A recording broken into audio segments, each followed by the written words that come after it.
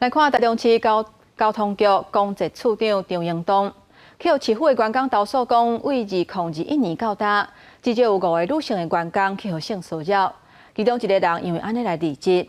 代志标出来了后，嘛拢无甲停职，质疑市府是挑工咧甲压咧甲暗唬。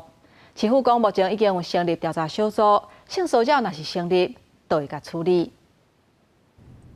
这位是台中市交通局公职处长张应东，有市府员工甲机关投诉讲，伊敢若是对部下性骚扰。其中一位受害者就讲，这个处长伫9月初6，利用伊入去办公室的机会甲伊骚扰，借故抓住他的手臂，抚摸他的手臂，握手，甚至抠他的手心，甚至还对他说出。看到你，我真的很痒，感受到深深的恐惧，他再也不敢来到这个办公场所上班。另外也公布另外一位受害者，希望朋友斗3天的对话，内容讲到这个处长叫伊单独出来甲伊约会，来换上班开会机会。这位员工无去，尾仔就被处处针对，甚至被提掉主管的职务。议员讲，即马知影有5位女员工受害，时间自2021年到即马，已经有1个人报警，5个人提出申诉。这个处长这么人是清等价，提申诉书的同仁，那第一个跟这个处长必须不能够在同个上班的场所，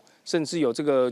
工作上的权利上的这个上下关系，所以处长当然从那个时间点，我已经先请他就请假，等到这个调查结果出现。台中市交通局讲，即马已经成立调查小组，针对被害人、加害人、证人进行4遍访谈，按算规个调查天数一定2个月来完成。若是事实，就会严挺。立宪基金会讲，伫咧这场顶时对部下的性骚扰，不管被害人是不是有申诉，这个单位拢应该主动来处理。那他要去把这个危险因子拿掉。比如说，真的就是发生在这2个人之间，那虽然被害人不提出申诉，可是已经知道他们2个有发生这个事情。